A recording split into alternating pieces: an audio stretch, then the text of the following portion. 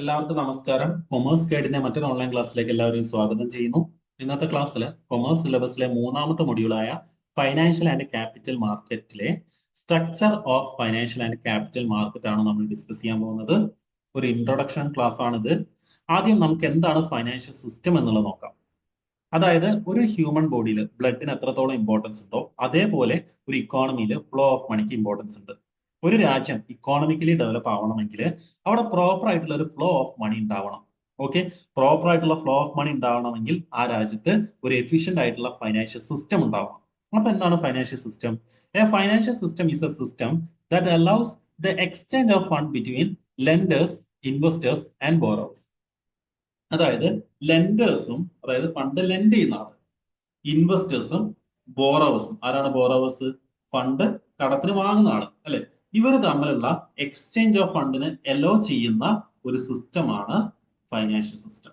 Okay, ഒന്നും കൂടി clear ആവാൻ വേണ്ടിയിട്ട് അടുത്ത പോലെ നോക്കൂ. A financial system is a network of institutions, markets, instruments and services that help in flow of money between people, business and government.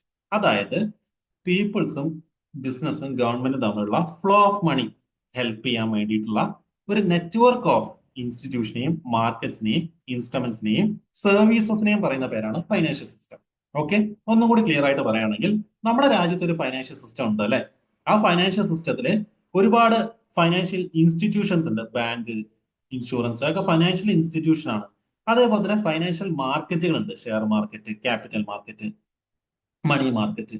അതേപോലെ തന്നെ ഒരുപാട് ഫൈനാൻഷ്യൽ ഇൻസ്ട്രുമെന്റ്സ് ഉണ്ട്. Share, debenture. ഈ ഫൈനാൻഷ്യൽ സിസ്റ്റം മുന്നോട്ട് പോകാൻ വേണ്ടിയിട്ടുള്ള ഫൈനാൻഷ്യൽ സർവീസസ് ഉണ്ട്. ഇതിനെയൊക്കെ ടോട്ടൽ ആയിട്ട് പറയുന്ന പേരാണ് ഫൈനാൻഷ്യൽ സിസ്റ്റം. ഓക്കെ, ഇപ്പൊ ഫൈനാൻഷ്യൽ സിസ്റ്റം എഫിഷ്യന്റ് ആയാൽ മാത്രമേ ആ രാജ്യം ഇക്കോണമിക്കലി ഡെവലപ്പ് ആവുള്ളൂ. ക്ലിയർ ആണല്ലോ?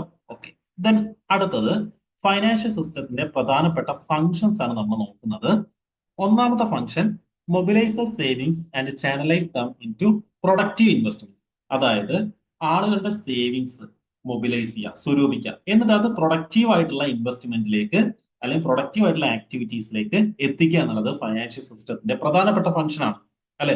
അതായത് ഇപ്പൊ എന്റെ കയ്യിൽ കുറച്ച് ഫണ്ട് ഉണ്ട്, ഞാൻ അത് എന്ത് ചെയ്യുന്നു? ബാങ്ക് കൊണ്ടുപോയിട്ട് ഡെപ്പോസിറ്റ് ചെയ്യുന്നു. ബാങ്ക് അത് വേറൊരാൾക്ക് ലോൺ ആയിട്ട് കൊടുക്കുന്നു അല്ലെ. അപ്പൊ എന്റെ സേവിങ്സ് എന്താവാണ്?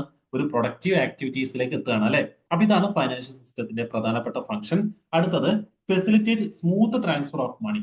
എന്റിറ്റീസ് തമ്മിലുള്ള മണി ട്രാൻസ്ഫർ സ്മൂത്ത് ആക്കുക, എളുപ്പത്തിലാക്കുക എന്നുള്ളതും ഫൈനാൻഷ്യൽ സിസ്റ്റത്തിന്റെ മറ്റൊരു ഫംഗ്ഷൻ ആണ്.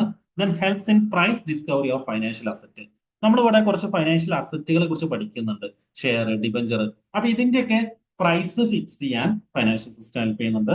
ദെൻ അടുത്തത്, reduces risk by offering diversification and insurance. Financial ആക്ടിവിറ്റീസിൽ ഒരുപാട് റിസ്ക് ഉണ്ട് അല്ലെ. അപ്പൊ ഈ റിസ്ക് ഒക്കെ ഒഴിവാക്കുന്ന കുറെ ഇൻവെസ്റ്റ്മെന്റ് ഓപ്പർച്യൂണിറ്റീസ് ഒക്കെ നമ്മുടെ മാർക്കറ്റിൽ അവൈലബിൾ ആണ് അല്ലെ. അതേപോലെ തന്നെ ഇൻഷുറൻസ് ഒരു റിസ്ക് റെഡ്യൂസ് ചെയ്യുന്ന ഒരു ആക്ടിവിറ്റിയാണ് അല്ലെ. അപ്പൊ ഇതൊക്കെ ഓഫർ ചെയ്യുന്നതും ഫൈനാൻഷ്യൽ സിസ്റ്റം ആണ്. ദെൻ അടുത്തത്, ensures liquidity so that money is available when need. അതായത് ഒരു എഫിഷ്യന്റ് ഫിനാൻഷ്യൽ സിസ്റ്റം ഉള്ള ഇക്കോണമിയിലാണ് ലിക്വിഡിറ്റി ഓഫ് മണി ഉണ്ടാവുക. അതായത് നമുക്ക് ആവശ്യമുള്ളപ്പോൾ മണി അവൈലബിൾ ആവും. അത് എൻഷുർ ചെയ്യുന്നതും ഫൈനാൻഷ്യൽ സിസ്റ്റം ആണെന്ന് എന്നുള്ള കാര്യം ഓർത്തിരിക്കുക കേട്ടോ. ഇനി ഇവിടെ നമ്മൾ പ്രധാനമായിട്ട് നോക്കേണ്ട കാര്യം component of Indian financial system ആണ്. ഓക്കെ, 4 കോമ്പണന്റ് ആണ് ഇന്ത്യൻ ഫൈനാൻഷ്യൽ സിസ്റ്റത്തിലുള്ളത്. ഒന്ന്, ഫൈനാൻഷ്യൽ ഇൻസ്റ്റിറ്റ്യൂഷൻസ്. 2, financial market. മൂന്നാമത്തത് ഫൈനാൻഷ്യൽ ഇൻസ്ട്രുമെന്റ്. നാലാമത്തത് ഫൈനാൻഷ്യൽ സർവീസസ് അല്ലെ. ഇതിന്റെയൊക്കെ ഒരു നെറ്റ്വർക്കിനെയാണ് ഫൈനാൻഷ്യൽ സിസ്റ്റം എന്ന് പറയുന്നത്. ഓക്കെ, ഇനി ഫൈനാൻഷ്യൽ ഇൻസ്റ്റിറ്റ്യൂഷൻസിനെ നമുക്ക് രണ്ടായിട്ട് ക്ലാസിഫൈ ചെയ്യാം. ബാങ്കിങ് ഇൻസ്റ്റിറ്റ്യൂഷൻ എന്നും non banking institution. Okay, banking ഇൻസ്റ്റിറ്റ്യൂഷൻസിനെ രണ്ടായിട്ട് ക്ലാസിഫൈ ചെയ്യാം. Commercial bank, cooperative bank. കൊമേഴ്ഷ്യൽ ബാങ്കിൽ വരുന്നതാണ് public sector bank, private sector bank, regional rural bank, foreign banks. ഇനി നോൺ ബാങ്കിങ് ഇൻസ്റ്റിറ്റ്യൂഷൻസിലേക്ക് വരുമ്പോൾ അതിനെ രണ്ടായിട്ട് ക്ലാസ് ചെയ്യുന്നുണ്ട്. ഓർഗനൈസ്ഡ് ഫൈനാൻഷ്യൽ ഇൻസ്റ്റിറ്റ്യൂഷൻസ് എന്നും അൺഓർഗനൈസ്ഡ് ഫൈനാൻഷ്യൽ ഇൻസ്റ്റിറ്റ്യൂഷൻസ്. ഓക്കെ, ഇനി രണ്ടാമത്തെ കോമ്പണന്റ് ആണ് ഫൈനാൻഷ്യൽ മാർക്കറ്റ്സ്. ഇമ്പോർട്ടന്റ് ആണ്, നമുക്ക് ഡീറ്റെയിൽ ആയിട്ട് പഠിക്കാനുള്ളത് ഈ ഭാഗമാണ് കേട്ടോ. അപ്പൊ ഫൈനാൻഷ്യൽ മാർക്കറ്റിനെ രണ്ടായിട്ട് ക്ലാസിഫൈ ചെയ്യുന്നുണ്ട്. Money market, capital market.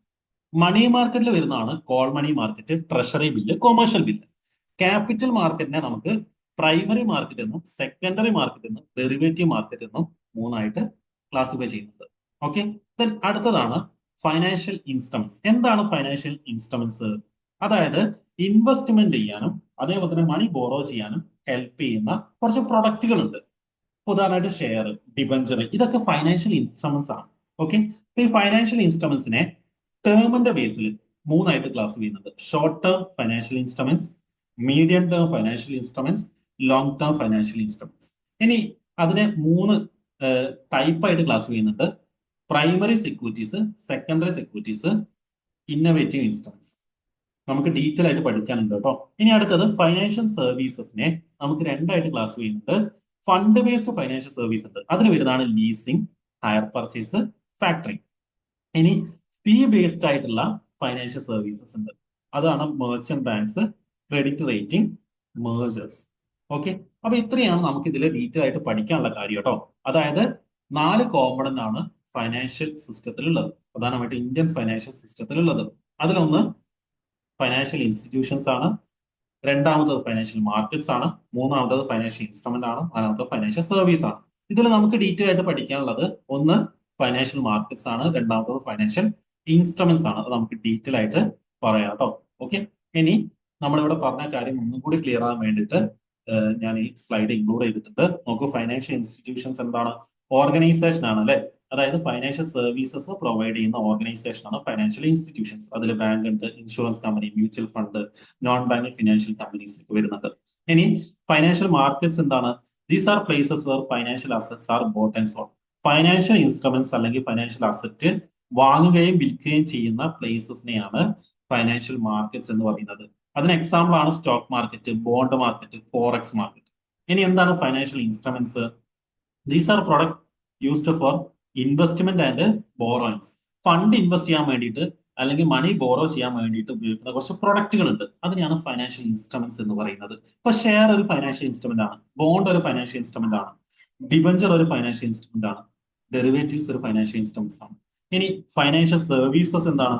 These are services that help in investment, borrowing, insurance etcetera. അതായത് ഫണ്ട് ഇൻവെസ്റ്റ് ചെയ്യാൻ വേണ്ടിയിട്ട് അല്ലെങ്കിൽ ബോറോ ചെയ്യാൻ വേണ്ടിയിട്ട് ഇൻഷുറൻസ് ഒക്കെ എടുക്കാൻ വേണ്ടിയിട്ട് ഹെൽപ്പ് ചെയ്യുന്ന കുറച്ച് സർവീസസ് ഉണ്ട്, അതാണ് ഫൈനാൻഷ്യൽ സർവീസസ്. അതിൽ വരുന്നതാണ് fund management services, credit rating service, insurance services etcetera. നമുക്ക് ബാക്കി കാര്യങ്ങൾ ഡീറ്റെയിൽ ആയിട്ട് അടുത്ത ക്ലാസ്സിൽ നോക്കാം. നിങ്ങൾക്ക് ക്ലാസ് ഇഷ്ടപ്പെട്ടിട്ടുണ്ടെങ്കിൽ നിങ്ങൾ ലൈക്ക് ചെയ്യാം. അതേപോലെ തന്നെ ഈ എക്സാം എഴുതുന്ന നിങ്ങളുടെ ഫ്രണ്ട്സിന് ക്ലാസ് ഷെയർ ചെയ്ത് കൊടുക്കാം. ചാനൽ സബ്സ്ക്രൈബ് ചെയ്തില്ലെങ്കിൽ സബ്സ്ക്രൈബ് ചെയ്യാം. ബാക്കി നമുക്ക് അടുത്ത ക്ലാസ് നോക്കാം. Okay, thank you.